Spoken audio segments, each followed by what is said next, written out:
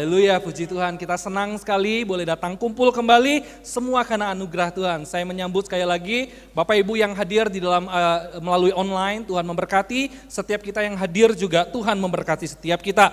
Saudara, saya hari ini mengajak kita untuk merenungkan satu tema tentang undangan keselamatan. Boleh ditayangkan? Undangan keselamatan, saudara.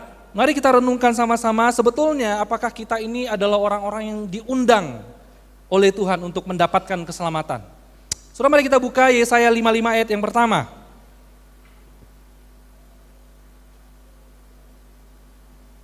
Ayat pertama, kalau saudara sudah menemukannya, saya ajak kita membacanya bersama dengan sikap berdiri, sikap hormat di hadapan Tuhan. Yesaya 55 ayat yang pertama, mari saya undang kita membacanya dengan sikap berdiri.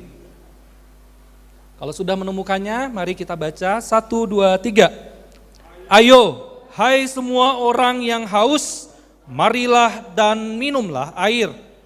Dan hai orang yang tidak mempunyai uang, marilah, terimalah gandum tanpa uang, pembeli dan makanlah, juga anggur dan susu bayaran. Amin. Silakan duduk, Bapak Ibu yang dikasihi oleh Tuhan.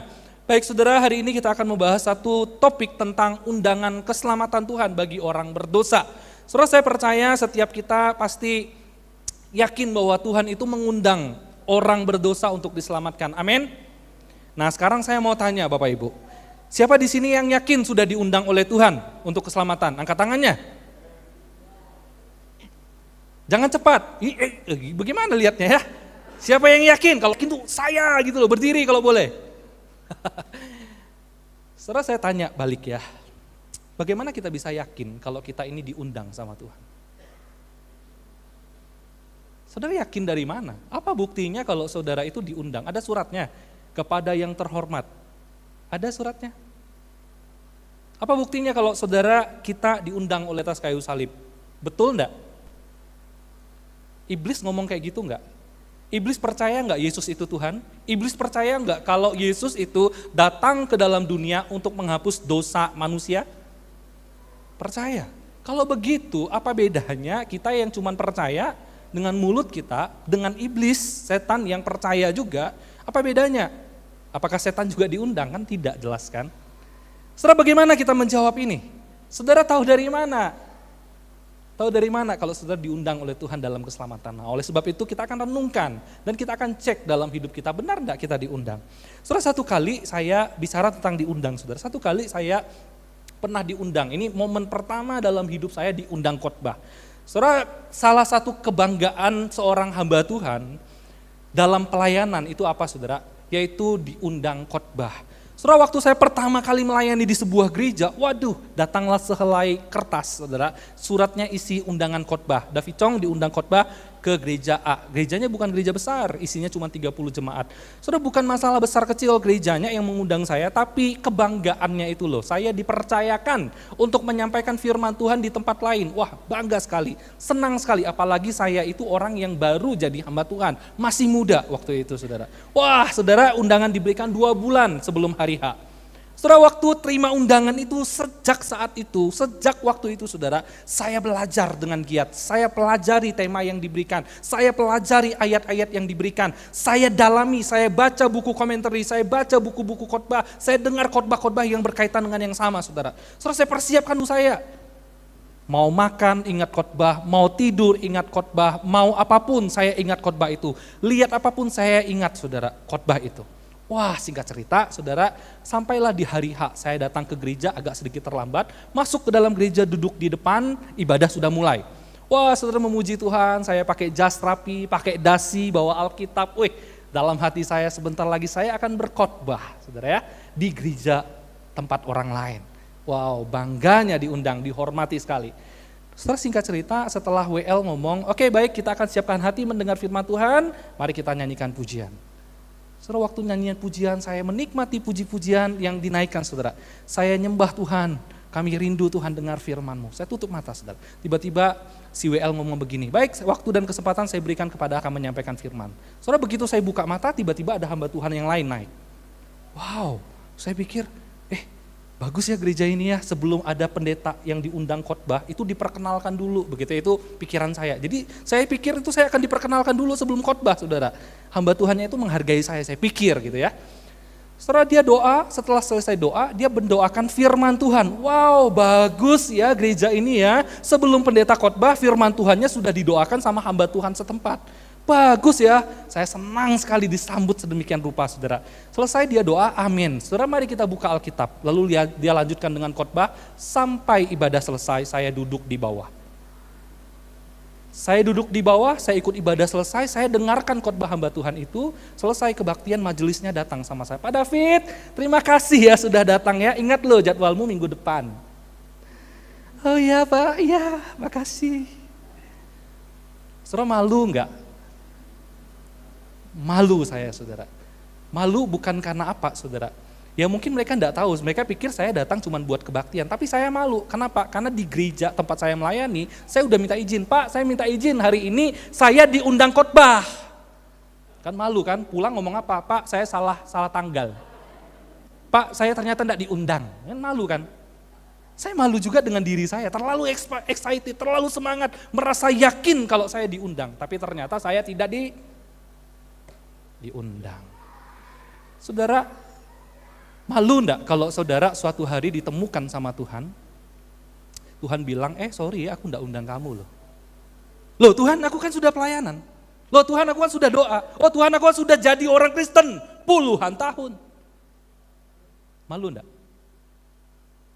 Bukankah firman Tuhan juga pernah bilang kayak begini kan ya saudara?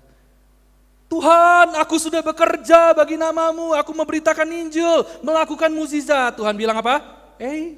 Aku enggak kenal kamu loh. Ada orang ngaku-ngaku. Tuhan juga pernah bilang kan ya, di dalam Alkitab, banyak yang dipanggil, sedikit yang Saudara, bisa enggak terjadi itu dalam kehidupan kita? Bisa? Kita datang ke gereja, rajin, pelayanan, ngaku sebagai orang Kristen padahal di hadapan Tuhan, Tuhan bilang, no, aku enggak pernah pilih kamu, aku enggak pernah kasih undangan sama kamu, aku enggak pernah panggil kamu, aku enggak pernah pilih kamu. Malu saudara kalau suatu hari kita menemukan hidup kita ternyata tidak diundang, padahal kita merasa diundang. Nah sekarang kita balik ke pertanyaannya, saudara kita percaya bahwa Tuhan itu mengundang manusia berdosa untuk menerima keselamatan. Tapi percayalah manusia yang menerima undangan ini itu dipilih sama Tuhan oleh anugerah Tuhan. Nah sekarang pertanyaannya adalah bagaimana kita bisa tahu kalau kita itu adalah ada di dalam bagian undangan itu. Apa ciri-cirinya? Saudara tentu saja Alkitab tidak gamblang, tidak secara memang ini membuat kita jadi orang Kristen kadang-kala bingung. Kenapa? Karena Alkitab tidak mencatat secara gamblang, tetapi Alkitab memberikan kita banyak hal untuk melihat apakah kita masuk dalam ciri-ciri itu atau tidak. Oleh sebab itu saudara, saya mau ajak kita untuk melihat ciri-ciri apakah kita orang diundang atau enggak di dalam Yesaya 55 ayat 1 ini saudara. Saudara kalau kita baca di dalam ayat yang pertama tadi dikatakan begini, ayo sini, hai siapa? Semua yang haus, semua yang lapar, semua yang miskin, semua yang gak punya uang, sini. Saudara lihat, ini undangan yang diberikan oleh Tuhan, Raja Semesta mengundang siapa yang diundang? Orang yang haus, orang yang lapar, orang yang miskin. Saudara lihat ya, ini cirinya orang yang menerima undangan ini. Manusia tahu gak kalau dia itu harus haus? Manusia bisa sadar nggak? Semua manusia berdosa atau tidak, sadar nggak kalau haus? Pasti sadar kan ya haus, cuman masalahnya begini, ketika kita haus ada banyak pilihan untuk mengisi kehausan kita, betul kan ya? Saya kalau haus belum tentu saya harus minum air putih, saya bisa minum Coca-Cola, saya bisa minum bir, setuju sama saya? Nah saudara, masalahnya di sini begini, ketika Tuhan bilang, ayo semua orang yang haus, lapar dan miskin, Tuhan tidak bicara secara fisik. Tuhan tidak sedang bicara bahwa engkau haus akan air, haus lapar akan makanan, enggak. Tapi Tuhan sedang bicara tentang semua orang yang haus akan Tuhan, semua orang yang lapar akan Tuhan dan miskin di hadapan Tuhan. Artinya apa saudara? Ciri ini menunjukkan tentang simbol rohani. Ya, kalau makanya kita cek ya, sudah lama jadi orang Kristen, simbol ini tidak ada dalam hidup kita. Kita tidak pernah haus akan Tuhan, kita tidak pernah lapar akan Tuhan dan firman-Nya, dan kita tidak pernah merasa rendah, miskin di hadapan Tuhan. Kita selalu merasa tidak butuh Tuhan. Saya dengan punya uang cukup, saya dengan punya harta cukup. Saudara, jangan-jangan kita tidak diundang. Kalau hidup kita masih tidak seperti ini, saudara. Kalau hidup kita tidak haus akan Tuhan, tidak lapar akan Tuhan.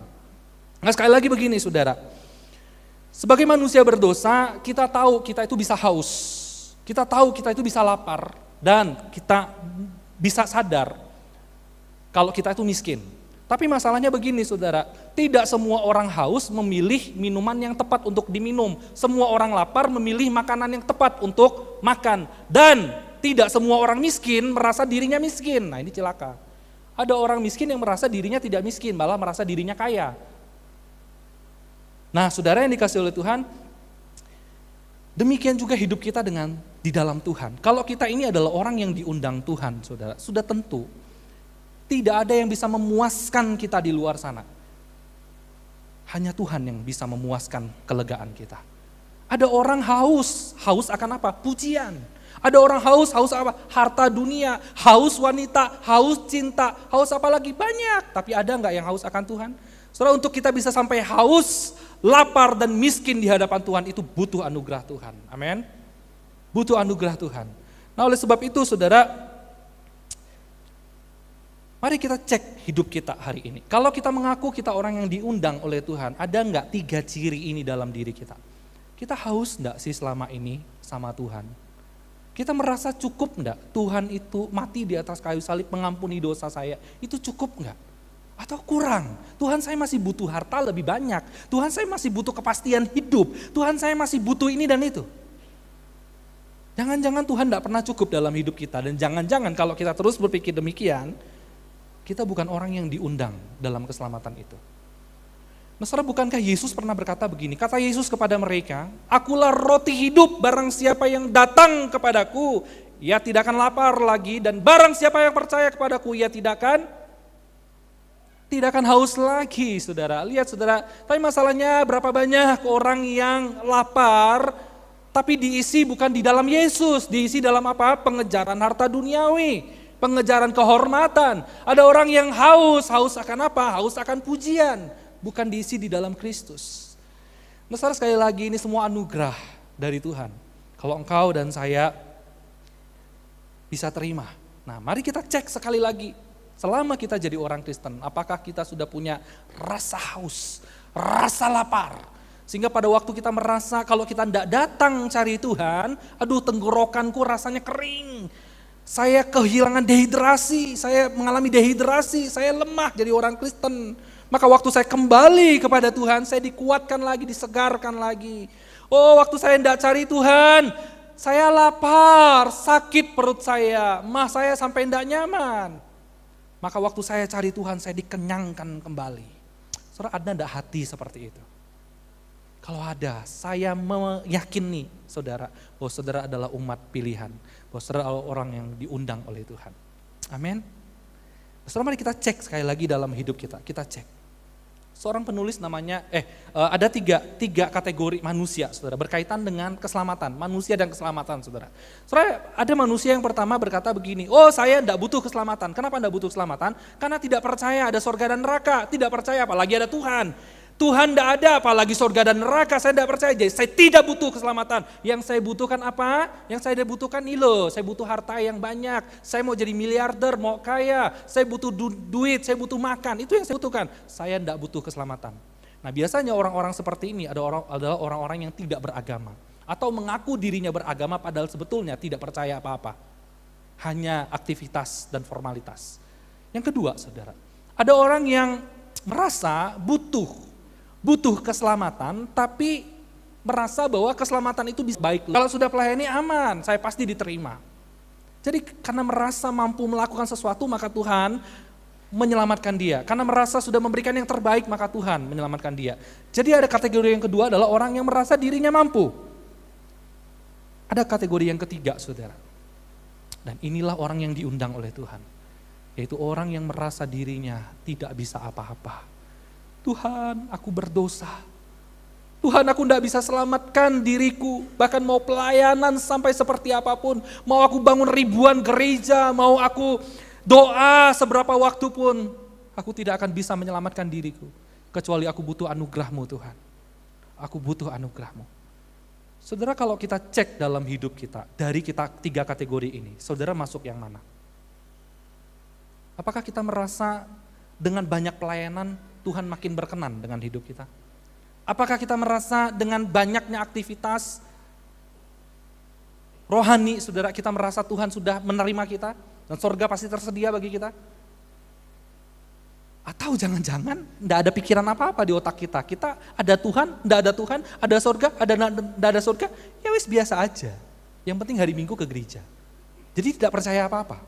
Atau yang ketiga, kita hidup dalam keberdosaan. Tuhan, aku berdosa, aku butuh Engkau. Tuhan, aku berdosa, aku tidak layak. Makanya seorang penulis namanya Timothy Keller, saudara, dikatakan begini, gereja itu seharusnya lebih seperti ruang tunggu dokter dibandingkan ruang tunggu wawancara. Nah sekarang permisi tanya, ada Pak Dokter, tidak ada Bu Dokter ya, Bu Era. Permisi tanya Bu Era, pernah nggak ada pasien yang sakit datang ke rumah sakit lalu ngomong, Bu Era, saya tidak perlu berobat, saya tidak butuh obat Anda, saya tidak sakit. Ada? Nggak ada. Tentunya orang yang ke dokter, orang yang ke rumah sakit pasti akan ngomong yang jujur, dok saya sakit, dok tolong saya, dok berikan obat bagi saya, dok tolong saya butuh solusi, berikan saya inputan supaya saya bisa menyelesaikan masalah terbesar dalam hidup saya, yaitu saya sedang sakit dok, saya butuh Engkau dok. Nah harusnya sikap kita sebagai orang Kristen datang ke gereja, seperti itu saudara. Waktu datang ke gereja kita tidak lagi cari penerimaan Tuhan, Tuhan sudah terima kita sebelum kita melayani, Tuhan sudah terima kita bahkan sebelum kita berdoa pun, percaya kepada Yesus pun, Tuhan sudah terima kita, amin. Nah jangan jadikan diri kita itu seperti datang ke waktu wawancara. Saudara kalau ada orang wawancara, mohon maaf ini yang punya toko, kalau Bapak Ibu yang punya toko ada karyawan baru mau masuk, terus karyawan barunya bilang begini, Pak, saya ini tidak bisa apa-apa Pak, kalau bangun aja jam 12 siang. Saudara mau terima dia? Mau terima orang sejujur ini? Pak saya ini komputer aja tidak bisa, apalagi menghitung 1 sampai 10 aja saya lupa-lupa, 1 yang mana, 10 yang mana. Mau terima orang yang seperti ini? Enggak kan saudara? Nah orang kalau datang wawancara itu apa sih yang disampaikan? Pak percayalah, saya bisa bekerja buat Anda, saya bisa bangun lebih pagi, saya bisa membuat jualan Anda itu akan lebih laris, saya akan membuat toko Anda ini didatangi oleh banyak orang, saya akan memenangkan banyak orang bagi toko Anda. Wah, ya kan ya, kita berharap menunjukkan yang baik, yang terbaik dalam hidup kita supaya kita diterima. Nah bukankah banyak orang Kristen, saudara, hari ini datang ke gereja dengan cara pikir gereja itu adalah tempat wawancara. Kita merasa kita sudah bisa melakukan ini, punya pengalaman ini, berjuang mati-matian bagi Tuhan, maka kita akan diterima oleh Tuhan. Saudara yang dikasih oleh Tuhan, sekali lagi sebelum kita melayani, Tuhan sudah terima engkau dan saya. Sebelum kita melakukan penginjilan dan membagikan setiap hal tentang kerajaan sorga, Tuhan sudah terima engkau dan saya, amin. Maka itu saudara, sebagai anak-anak Tuhan, kita mesti pikir lagi baik-baik. Selama kita jadi anak Tuhan, ada enggak hati di mana kita merasa, Tuhan aku tetap butuh Engkau. Aku butuh Engkau karena aku berdosa. Aku cari Engkau. Aku butuh solusi untuk menjalani kehidupan yang tidak mudah ini Tuhan. Besok aku bangun melihat pertengkaran di rumah tangga. Besok aku bangun, aku harus menghadapi hutang-piutang yang harus kubayar Tuhan. Besok aku harus bangun dengan kondisi masih sakit Tuhan. Tuhan tolong aku, Tuhan tolong aku. Masihkah punya hati yang seperti itu saudara? Nah, saudara dikasih oleh Tuhan, sebab itu mari kita cek kembali hati dan hidup kita selama ini. Apakah kita sudah menjadi bagian dalam orang-orang yang diundang ini? Kita haus akan Tuhan, kita lapar akan Tuhan, dan kita merasa kita miskin di hadapan Allah. Artinya kita tidak bisa apa-apa tanpa Allah. Kita butuh Allah, kita mau mengandalkan Allah dalam hidup kita. Nah saudara, orang-orang yang diundang ini, saudara, tentu punya karakter. Dan kalau kita baca di dalam Yesaya pasal 55, saudara, Yesaya memberikan gambaran kepada kita bagaimana, seperti apa sih karakter nyata orang-orang yang diundang ini, saudara. Mari kita akan lihat lebih dalam, apakah karakter ini ada dalam kehidupan kita sebagai anak-anak Tuhan. Kita akan lihat karakter penerima undangan keselamatan itu. Mari kita cek, saudara, karakter seperti apa yang seharusnya muncul kalau kita ini benar-benar adalah orang yang diundang. Yang pertama, saudara, karakter yang pertama yang seharusnya ada dalam hidup orang yang diundang adalah orang itu mencari Tuhan. Jangan bilang kita itu terima undangan, tapi kita tidak pernah mau cari Tuhan. Saya lihat Tuhan berkata begini, carilah Tuhan selama ia berkenan ditemui, berserulah kepadanya selama ia dekat. Saudara lihat kalimat, carilah Tuhan selama ia berkenan. Artinya apa saudara? Ada waktunya Tuhan tidak berkenan lagi untuk kita mencari dia. Ada waktunya Tuhan tidak mau lagi terima setiap hal yang kita persembahkan. Ada waktunya saudara. Tapi kali ini ketika Tuhan bilang, carilah Tuhan selama ia berkenan. Artinya apa? Ini adalah anugerah. Nah ini mengajarkan kepada kita bahwa bukan manusia dengan usahanya mampu mencari Tuhan. Enggak, manusia itu berdosa, manusia itu pasti tidak akan bisa mencari Tuhan saudara. Pasti, kenapa? Karena manusia itu berdosa. Mau engkau berusaha berbuat baik, mau engkau beribadah, mau engkau berdoa sedemikian rupa, tetap tidak akan bisa cari Tuhan. Kalau bukan Tuhan yang menunjukkan diri dan berkenan atas hidupmu. Amin. Nah lebih sebab itu saudara, kalau hari ini, kalau engkau dan saya bisa cari Tuhan, itu bukan karena kita punya waktu, bukan karena kita mampu, tapi karena Tuhan berkenan atas hidupmu. Dan itu anugerah Tuhan. Permisi tanya saudara, cari uang itu susah apa mudah? Susah apa mudah? Ada yang jawab mudah loh. Susah ya. Saudara, cari uang itu susah. Kita tahu uang itu kelihatan, uang itu bisa disobek, uang itu bisa dibakar, nilainya bisa hilang, nilainya bisa menurun. Tapi cari uang itu tetap susah. Nah untuk uang yang susah dicari saudara, kita bisa mati-matian, kita bisa berjuang cari uang. Sekarang saya mau tanya saudara, cari Tuhan itu susah atau mudah? Susah atau mudah? Ada orang bilang, cari Tuhan itu mudah. Saudara, kalau kita bilang cari Tuhan itu mudah, saudara, saya rasa itu bukan Tuhan. Kenapa? Karena kita cari yang kelihatan aja, itu susahnya setengah mati. Cari uang yang bisa dipegang, diraba, disobek, hilang nilainya, itu susah setengah mati. Apalagi cari Tuhan yang tidak bisa dilihat dengan mata, diraba dengan tangan. Bagaimana mungkin cari Tuhan itu mudah? Kalau bukan Tuhan memberikan anugerah dan kemudahan bagi engkau dan saya mencari dia. Amin. Nah oleh sebab itu saudara, kalau hari ini engkau dan saya diizinkan Tuhan bisa cari dia, itu bukan karena kita yang mampu, tapi Tuhan yang berkenan atas hidupmu, Tuhan yang mempermudah kita. Haleluya, amin. Nah saudara, oleh sebab itu, inilah karakter pertama yang harus kita tunjukkan kalau kita itu memang diundang. Mari kita cek, apakah hidup kita selama ini, kita mencari Tuhan dalam hidup ini. Tuhan sudah berikan anugerah, sudahkah kita hargai anugerah itu? Apakah kita sudah cari Tuhan dengan sungguh-sungguh? Saudara, ada banyak alasan kenapa orang tidak cari Tuhan, saudara. Yang pertama mungkin bisa saja sibuk. Ada orang terlalu sibuk, kesibukan kita setiap kita tidak sama. Ada orang yang sibuk bekerja dari pagi sampai malam, bahkan sampai subuh, bahkan tidak tidur, saudara. Tapi ada orang yang sibuknya ya cuma 1-2 jam, setelah itu tidak sibuk lagi. Ada banyak saudara.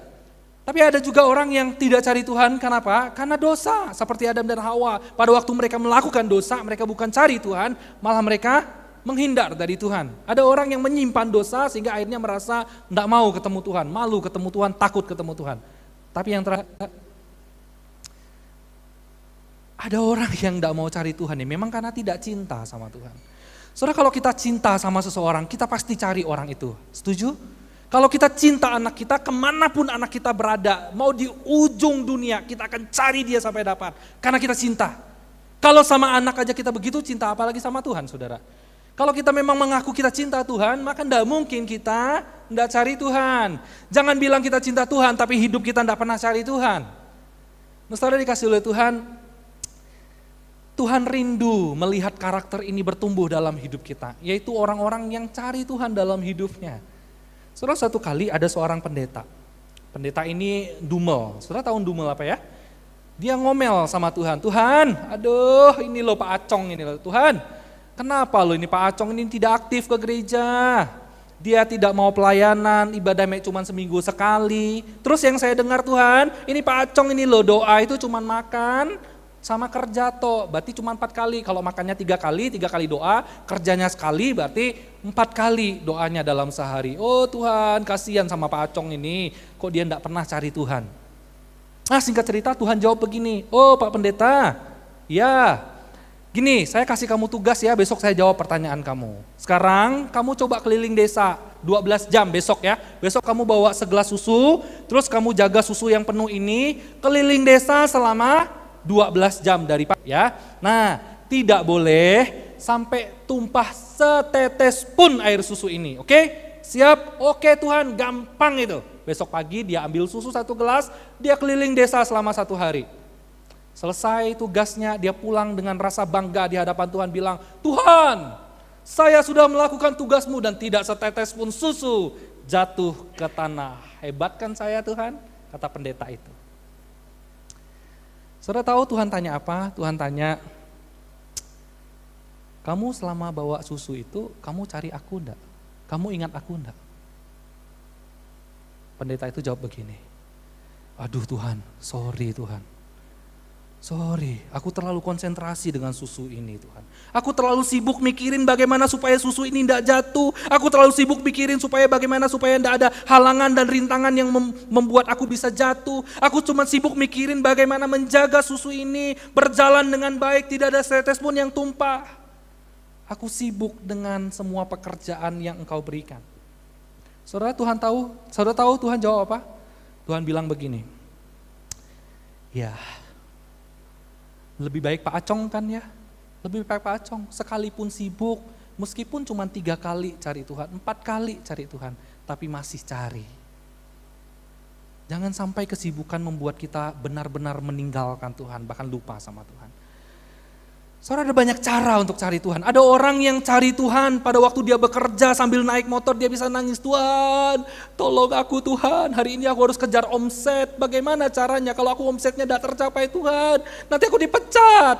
Tuhan, ada orang yang sambil naik mobil, bagaimana dengan kondisi keluargaku Tuhan, suamiku hidupnya seperti ini, anak-anakku begini, bagaimana masa depan mereka. Ada orang yang cari Tuhan dengan cara yang berbeda. Ada orang yang bisa cari Tuhan 24 jam, ada orang yang cari Tuhan 12 jam, ada orang yang bisa cari Tuhan 1 minggu berturut-turut, ada orang yang bisa cari Tuhan mungkin 1 minggu dalam beberapa hari. Tapi masalahnya begini saudara, Tuhan tidak pernah lihat cara kita cari dia, tapi Tuhan lihat hatimu dan hatiku cari dia, amin. Kalau engkau benar-benar punya hati untuk cari Tuhan, maka cara itu tidak penting, dimanapun kondisinya engkau tetap ingat dan cari Tuhan. Itu yang Tuhan mau, cara tidak penting, yang paling penting adalah hatimu dan hatiku. Sekalipun engkau sibuk, kalau engkau punya hati mau mencari Tuhan, engkau tetap ambil waktu. Tuhan tidak minta banyaknya, tapi Tuhan minta kualitasnya. Tuhan tidak minta berapa jam, Tuhan minta ketulusan dalam hatimu waktu cari dia. Amin. Nah coba cek itu, ada enggak dalam hati kita? Orang yang diundang oleh Tuhan. Orang yang punya hati seperti ini, yaitu orang yang selalu mau cari Tuhan. Itu yang pertama. Yang kedua saudara,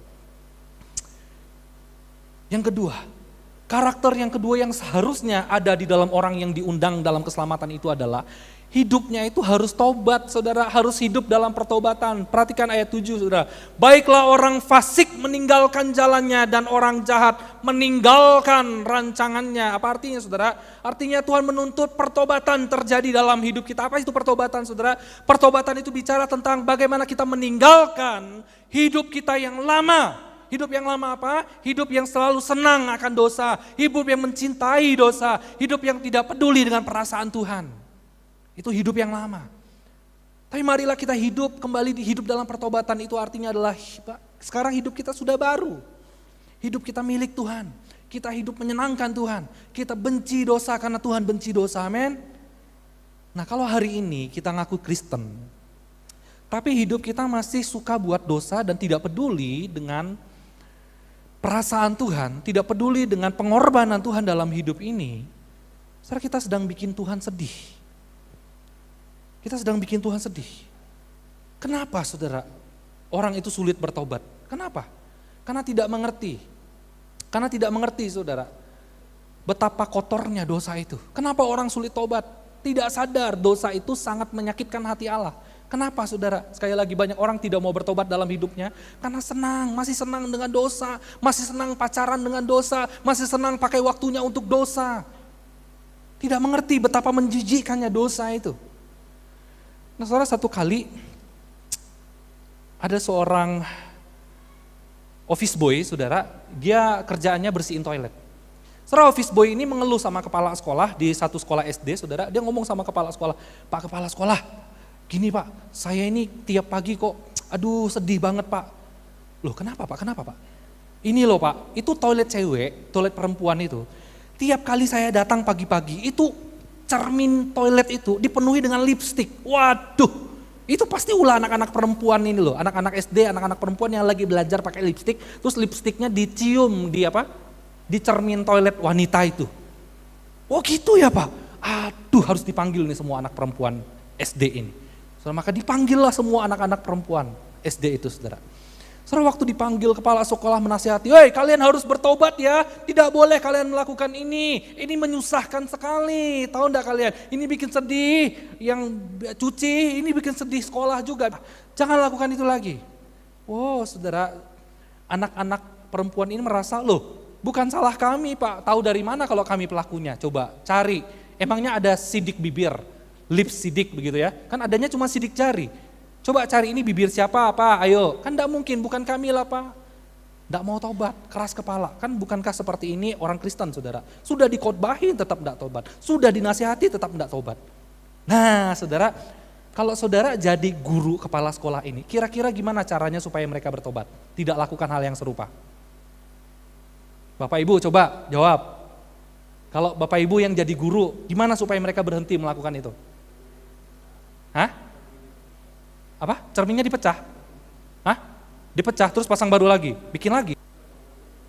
Oh enggak usah pakai cermin, nanti di dinding. Office boy-nya menawarkan begini saudara, Pak Kepsek, boleh enggak saya bantu menjelaskan? Ya, saya tunjukin sama mereka bagaimana cara saya tiap hari membersihkan cermin ini Pak.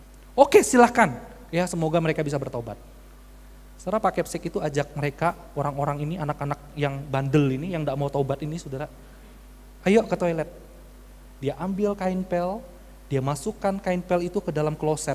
Tahu kloset kan saudara, buat orang pipis, buat orang ngenge di dalamnya, celup, diangkat, dilap ke cermin itu saudara. Mau cium lagi? Wah, mau?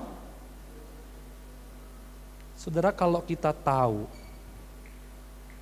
dosa itu begitu menjijikkan di hadapan Tuhan, apa kita masih mau lakukan lagi? Kenapa anak-anak SD ini mau terus lakukan itu? Karena mereka tidak sadar bagaimana cara membersihkan cermin itu. Kalau mereka sadar cermin ini dibersihkan dengan cara yang begitu menjijikkan, saudara, mereka tidak akan ulangi lagi. Nah, saudara, demikian juga dengan hidup kita sebagai orang Kristen. Kalau kita sadar betul dosa itu menjijikkan di hadapan Allah, maka apakah mungkin kita akan lakukan lagi, saudara? Kalau kita sadar betapa dosa itu membuat hati Allah begitu tersayat, apakah kita masih mau menyayat hati Allah? Kalau kita sadar betapa besar pengorbanan Kristus di atas kayu salib itu, dia digantung, dia dicambuk, begitu sakit hatinya, begitu susah hidupnya. Kalau kita sadar itu, dan dia lakukan semua itu supaya kita bertobat dan hidup dalam kebenaran, masihkah kita mau hidup dalam dosa? Saudara, kalau kita sadar bagaimana Kristus itu mengangkat kita dari lumbung dosa, lumpur yang bau busuk, masih maukah kita kembali ke dalam lumpur itu? Sungguh itu terlalu bodoh. Kalau kita sudah tahu kita diangkat dari tempat yang begitu kotor, dibawa ke tempat yang mewah, dibawa menjadi orang yang berharga, masihkah kita mau kembali ke tempat yang kotor itu? Sungguh itu sebuah sikap yang bodoh, bahkan itu lebih menjijikan lagi dari kotoran, saudara. Saya ngomong begini keras, firman Tuhan selalu ingatkan kita, bertobatlah, bertobatlah.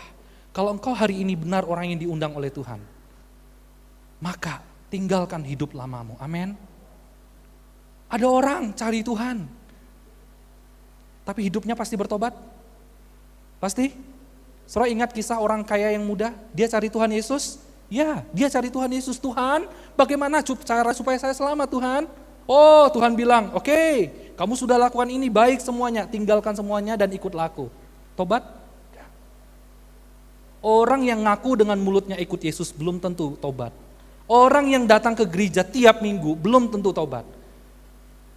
Nah saudara, sebab itu Tuhan rindu, saudara. Tuhan rindu kepada engkau dan saya. Kalau hari ini kita masih simpan dosa hidup kita yang lama, mari kita tinggalkan.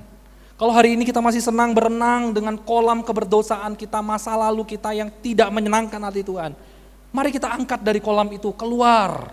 Kita bersihkan diri kita. Kenapa Tuhan? Karena janji firman Tuhan bilang begini. Baiklah ia kembali kepada Tuhan, maka dia akan mengasihaninya, dan kepada Allah kita, sebab ia memberi pengampunan kepada orang yang mau bertobat, saudara. Saudara perhatiin baik-baik. Tuhan berikan anugerahnya dalam hidupmu dan hidupku hari ini. Kalau hari ini engkau masih diberikan kesempatan untuk minta ampun sama Tuhan, tinggalkan hidupmu yang lama. Itu anugerah Tuhan dalam hidupmu dan hidupku. Amin, saudara-saudara. Maka itu kalau engkau masih berkandang di dalam hidupmu yang lama, tinggalkan hidup. Kalau engkau masih suka bikin sakit hati Kristus, memalukan nama Kristus, kalau engkau masih suka pakai mulut bibirmu untuk sesuatu yang jahat, kalau engkau masih pakai pikiranmu, otakmu untuk memikirkan hal-hal yang tidak berguna, tidak berkenan di hadapan Allah, kalau engkau masih pakai matamu untuk memandang sesuatu yang tidak berkenan di hadapan Allah, bertobatlah. Kalau engkau masih tidak sungguh-sungguh datang ke gereja, bertobatlah. Kalau engkau masih tidak sungguh-sungguh, bertobatlah. Masih ada harapan bagi engkau dan saya. Amin, saudara-saudara. Tuhan janjikan pengampunan bagi engkau dan saya. Nah, itulah yang seharusnya ada dalam hidupmu dan hidupku. Yang diundang.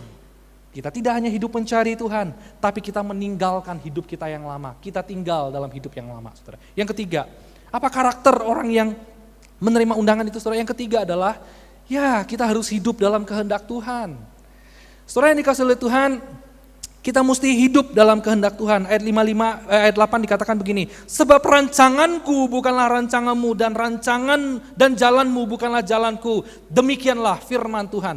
Saudara, rencana manusia itu bisa gagal, rencana manusia itu bisa rusak, tapi rencana Tuhan itu sempurna. Makanya pada waktu Tuhan bilang, rencanamu bukan rencanaku, jalanmu bukan jalanku, itu menunjukkan apa? Ada dua kontras. Tuhan itu sempurna, Tuhan itu tidak akan mungkin gagal rencananya. Tapi manusia, engkau itu tidak sama dengan aku ya.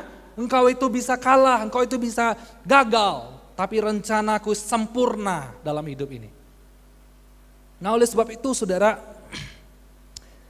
sebagai anak Tuhan saudara, kita itu mesti bertumbuh. Bertumbuh bukan hanya hidup cari Tuhan, bukan hanya hidup dalam pertobatan, tapi kita mesti hidup dalam kehendak Tuhan. Orang yang cari Tuhan itu pasti lakukan kehendak Tuhan enggak? Belum ya. Bisa aja orang baru bertobat, belajar mencari Tuhan. Tapi belum tentu mampu lakukan kehendak Tuhan. Saudara, kenapa orang tidak mau lakukan kehendak Tuhan? Kenapa saudara? Kenapa orang Kristen banyak yang tidak mau lakukan kehendak Tuhan? Kenapa? Karena yang pertama bisa jadi kehendak Tuhan itu susah. Yang kedua bisa jadi karena orang Kristen tidak cari Tuhan. Bagaimana kita bisa ngomong kita melakukan kehendak Tuhan, tapi hidup kita tidak pernah cari Tuhan? Saudara kuda datang sama saya, Ku David, tolong dong jelaskan kepada saya, hidup saya ini bagaimana ke depannya? Apa sih kira-kira kehendak Tuhan bagi saya dalam hidup saya? Saudara, saya cuma jawab sama anak muda itu begini, kamu udah cari Tuhan belum? Tidak pernah, Ku David. Loh, kalau kamu tidak pernah cari Tuhan, bagaimana caranya kamu bisa tahu kehendak Tuhan? Saudara, omong kosong kalau kita ini ngomong, saya mau lakukan kehendak Tuhan, tapi hidup kita tidak mau cari Tuhan. Hidup kita tidak mau baca firman-Nya. Yang kedua, kenapa orang tidak mau lakukan kehendak Tuhan? Besar kemungkinannya karena belum bertobat. Tidak bertobat, masih cinta dengan hidup yang lama. Mana mungkin bisa pikul kehendak Tuhan. Maka itu saudara, kalau kita tidak cari Tuhan, kita tidak lakukan pertobatan, tidak hidup dalam pertobatan, saudara, tidak mungkin kita bisa lakukan kehendak Tuhan. Saudara, menghidupi kehendak Tuhan, ini adalah level tertinggi dalam kehidupan Kristen, amin. Ini level tertinggi dan ini level yang tidak mudah. Bagaimana kita menyatukan pikiran Allah dengan pikiran kita, bagaimana kita memberikan hidup kita sepenuhnya kepada Allah untuk menjadikan kehendaknya di tengah bumi ini, seperti di sorga. Ini yang tidak mudah saudara. Saudara, kita belajar dari Maria, contoh. Maria itu wanita muda, belum menikah. Dia pasti punya rencana, punya rancangan, punya masa depan, saudara. Apalagi dalam waktu-waktu itu, Maria sedang merancang sebuah pernikahan. Mereka akan mempersiapkan pernikahan yang sudah mereka tunggu lama, persiapkan lama. Mereka akan memikirkan pesta yang baik, mengundang orang-orang yang terbaik, saudara. Tapi ketika kehendak Tuhan datang dalam hidupnya, apa yang terjadi, saudara? Maria bilang, Sesungguhnya aku ini adalah hamba Tuhan, jadilah padaku menurut perkataanmu. Saudara, mudah nggak ngomong kayak begitu? Bagi Maria? Enggak.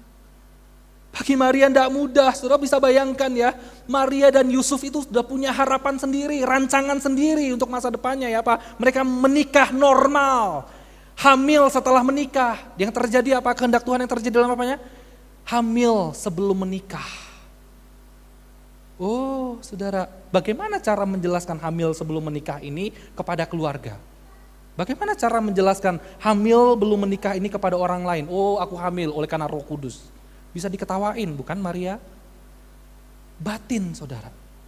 Saudara bukan hanya Maria, saudara. Yesus aja yang sudah jelas-jelas melakukan mukjizat di tengah-tengah masyarakat saudara. Masyarakat masih tidak percaya sama dia. Apalagi Maria cuman omongan, oh kamu buktinya hamil loh buktinya. Kamu hamil sama siapa? Tentu semua orang akan berpikir seperti itu. Soalnya tidak mudah bagi Maria. Dia sudah punya rancangan. Tapi itulah orang yang melakukan kehendak Tuhan dalam hidupnya. Sekalipun menderita, sekalipun susah, kita tahu rencana Tuhan itu selalu sempurna. Rencana Tuhan itu indah. Saudara, sekalipun Maria dan Yusuf menderita, tetapi mereka menuai buah kesempurnaan. Lewat kelahiran Yesus, lewat kelahiran Mesias, maka banyak jiwa diselamatkan. Dosa engkau dan dosaku diselamatkan. Oleh karena apa? Sebelum Yesus menderita, ada orang yang sudah dipakai oleh Tuhan untuk menderita terlebih dahulu. Maria dan Yusuf. Itulah hidupnya, hidup kita harusnya anak-anak Tuhan. Amin. Jangan pikir, saudara, rencana Tuhan itu maunya yang indah. Rencana Tuhan, rancangan Tuhan itu hanya maunya yang kaya, yang nyaman. Saudara, untuk menghidupi kehendak Tuhan sekali lagi, itu butuh pengorbanan. Kalau engkau memang cinta Tuhan, engkau pasti lakukan perintah Tuhan. Amin. Kalau engkau mengasihi Tuhan, engkau pasti akan lakukan kehendak Tuhan dalam hidupmu. Nah itulah ciri yang ketiga, saudara. Orang yang diundang ini karakternya. Yaitu mereka mau lakukan kehendak Tuhan. Nah makanya kalau kita temukan dalam hidup kita hari ini, kalau ketiga karakter ini tidak ada, bisa beberapa kemungkinan. Kemungkinan yang pertama adalah saudara belum tahu itu. Kemungkinan yang kedua adalah ya saudara tidak mau tahu itu. Dan kemungkinan yang ketiga ya saudara memang tidak diundang sama Tuhan. Coba cek itu dalam hidup kita. Apakah semuanya sudah ada dalam diri kita ciri-ciri ini saudara? Siapa di sini yang suka ikut tour and traveling? Angkat tangan silahkan, saya mau diajak tahun depan. Saudara kalau ikut tour itu senang ya. Ada tour-tour yang sampai mahal sekali, bisa sampai ratusan juta saudara. Tapi waktunya cuma sebentar, tapi orang rela bayar loh saudara. Tapi sebetulnya saudara, apa enaknya sih ikut tour itu? Kalau ikut tour itu siapa yang rencanain? Kita atau yang bikin tour? Bisa enggak kita bikin rencana sendiri di dalam tour? Enggak bisa kan ya? Kita bayar hidup kita untuk direncanakan sama orang lain. Kan enggak nyaman, betul kan ya? Kita makan diatur, kita tidur waktunya diatur, kita mau jalan-jalan belanja waktunya dibatasi. Pokoknya enggak boleh sampai terlambat, kalau sampai terlambat dimarahi, nanti ditinggal lah dan lain sebagainya. Saudara lihat ya, tapi orang tetap aja mau bayar mahal untuk pergi ikut tur. Kenapa? Karena supaya senang, ya toh? Lalu kemudian saudara, pernah enggak kita pikir begini, kalau kita ikut tur, bisa enggak tur itu mengalami kegagalan? Bisa enggak tur itu mengalami kecelakaan? Bisa enggak tur itu tidak sesuai rencana? Beberapa orang saudara ikut tur ke Israel. Ternyata sampai di Israel tidak sesuai rencana. Ada perang lah dan lain sebagainya. Sudah bayar loh uang kembali? No. Tapi orang tetap rela bayar harga.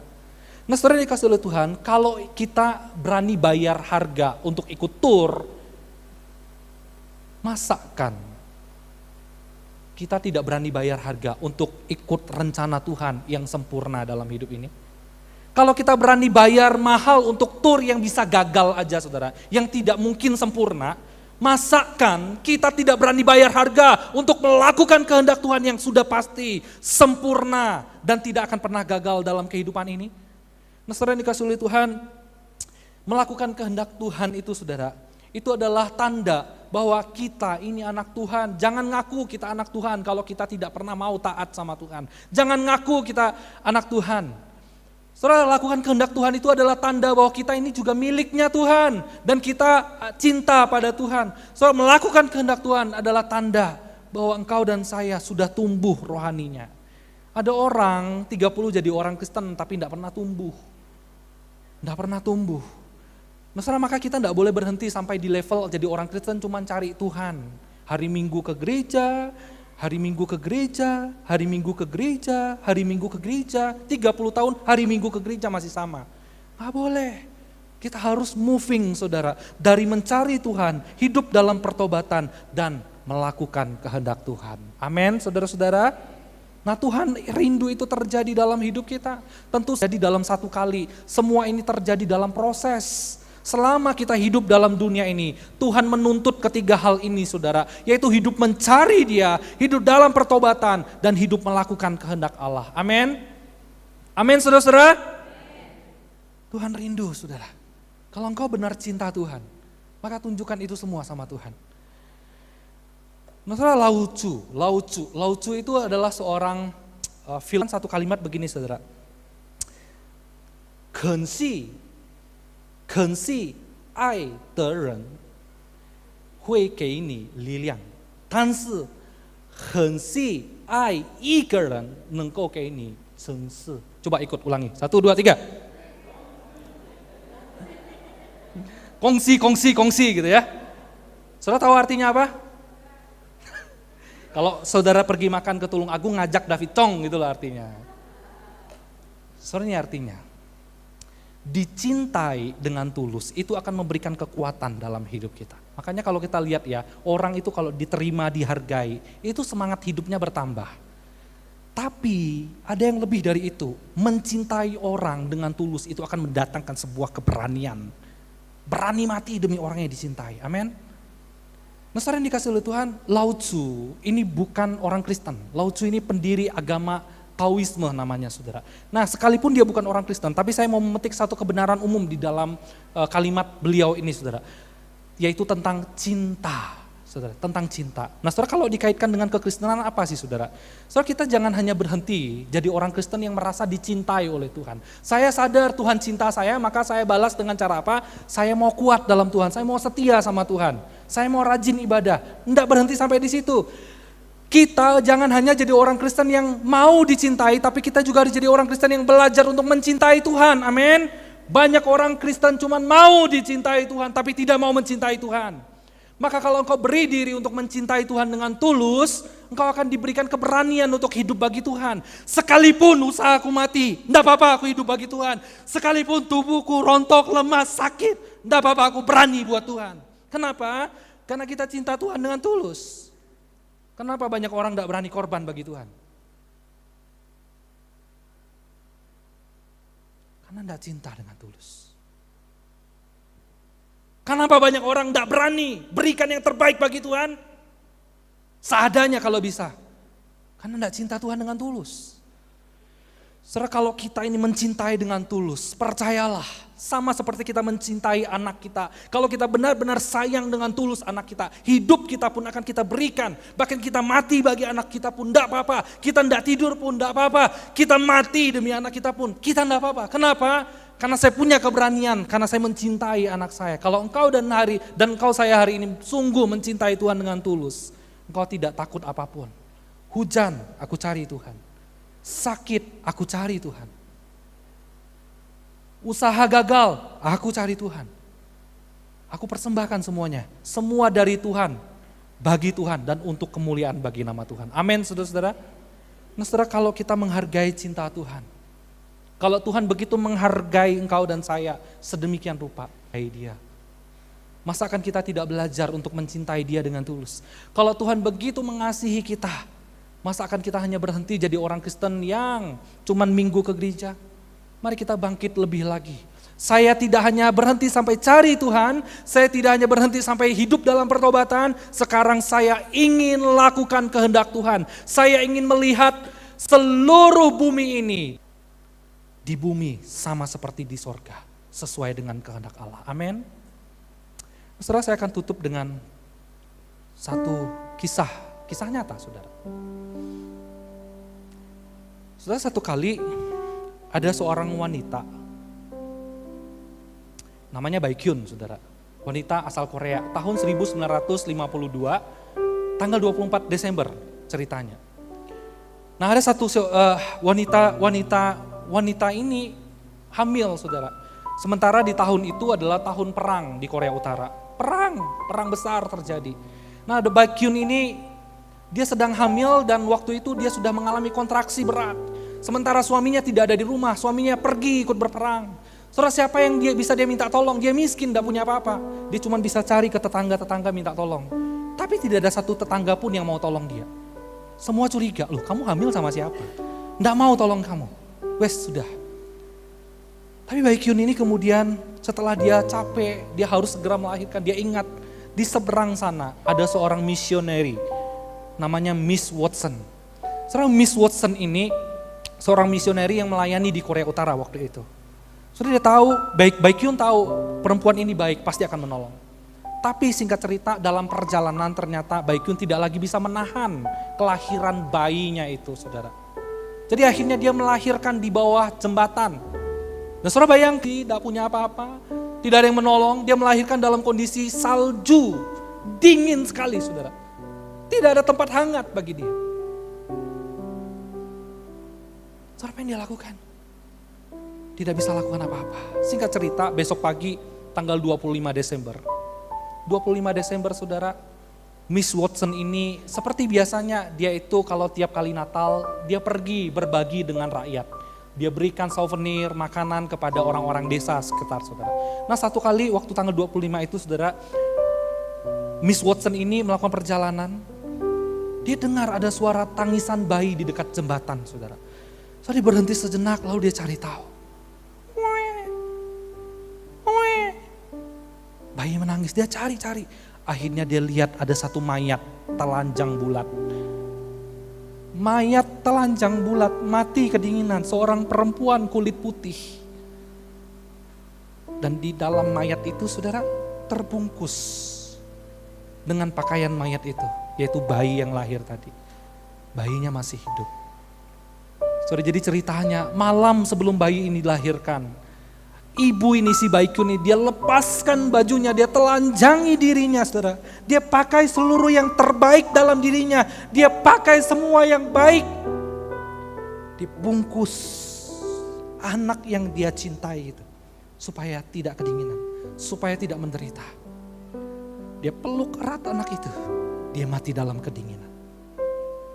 Saudara singkat cerita, Miss Watson mengambil bayi yang masih hidup ini, dia potong tali pusarnya, bawa pulang. Dia kuburkan Baekhyun. Setiap tahun ketika anak ini mulai bertumbuh, masuk tanggal 24 Desember, dia selalu bercerita tentang Natal kepada anak ini. Saudara, nama anak ini adalah Paksu. Paksu ini nama salah satu bayi Natal. Saudara, anak ini makin hari bertumbuh besar. Setiap Natal Miss Watson selalu menceritakan kisah Natal dan yang paling penting dia selalu ingatkan kepada anak ini tentang bagaimana mamanya itu sudah mati bagi dia, menderita bagi dia, sudah mati kedinginan bagi dia dan mamanya begitu mencintai dia. Nah, saudara yang dikasih oleh Tuhan, dia terus cerita sampai satu kali ketika Paksu ini sudah umur 9 tahun saudara. Sudah umur 9 tahun, masuk pada tanggal 24 Desember, Miss Watson mau menceritakan kembali cerita itu, Paksu bilang, Ma, boleh enggak kali ini, ulang tahun kali ini, aku kuburan mama. Gak usah cerita. Oh, Miss Watson marah. Loh, kenapa harus hari ini? Ini musim dingin, banyak salju. Kamu masih kecil, nanti kamu sakit. Jangan. Masih bisa bulan depan. Setelah salju selesai, kamu bisa datang ke kuburannya. Enggak, Ma. Aku mau sekarang. Oke, baik. Dengan satu syarat. Pakai mantel, pakai jaket yang tebal supaya engkau tidak kedinginan, oke? Baik, mereka berangkat. Sampai di depan kuburan saudara, Mama Watson menunjukkan kuburan itu kepada Baekhyun, Paksu. Itu kuburan mamamu. Paksu bilang, Mama Watson, aku permisi boleh enggak? Aku keluar, aku mau datangin kuburan mama. Jangan, di sini ada, sudah cukup. Enggak, Ma, aku mau ke sana. Ya udah, pergi, tapi jangan lama-lama. Saudara tahu apa yang dilakukan oleh Paksu, anak yang diselamatkan ini? Dia datang di depan kuburan mamanya, dia berlutut saudara. Satu persatu dia lepaskan bajunya. Dia buka celananya. Dia berlutut dengan kondisi telanjang bulat.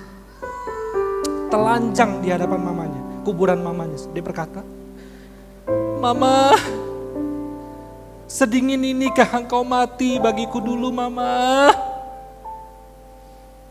Mama, seperti inikah engkau berkorban kepadaku dulu, Mama? Terima kasih, Mama, engkau sudah mati bagi aku. Terima kasih, Mama, engkau sudah mencintaiku dengan tulus. Terima kasih, Mama." Saudara, kalau kita tahu cinta orang tua begitu besar dalam hidup kita, dia rela berkorban menghabiskan segala sesuatu bagi kita. Masakan kita anak tidak mau berterima kasih sama papa mama kita? Saudara, ingat waktu Yesus disalibkan. Sebelum Yesus naik di atas kayu salib, bajunya dilepas sama penjaga. Ditelanjangi. Yesus diludah. Bahkan mahkota duri yang hina ditancapkan di kepalanya dengan kondisi telanjang, saudara. Bukan hanya itu, Yesus dicambuk, dihina, dilempari. Bahkan Yesus tangannya dipaku, dinaikkan di atas di kayu salib, digantung, saudara. Waktu ia haus, apa yang orang lakukan pada dia? Mereka ambil tombak, ambil bambu, saudara, yang runcing, ditusukkan ke dalam lambungnya. Buat apa Yesus lakukan itu semua? Cuman satu. Engkau, aku, mengampuni dosamu dan dosaku. Saudara, kalau kita tahu Tuhan itu begitu cinta sayang sama kita, masakan kita tidak pernah ucap terima kasih sama Dia? Masakan kita masih hidup dalam dosa? Masakan kita tidak mau cari Dia? Masakan kita tidak mau lakukan kehendak-Nya, saudara? Saudara, kalau Tuhan begitu mengasihi kita, masakan kita tidak mau sungguh-sungguh ikut Dia? Hari ini kiranya Tuhan menolong setiap kita.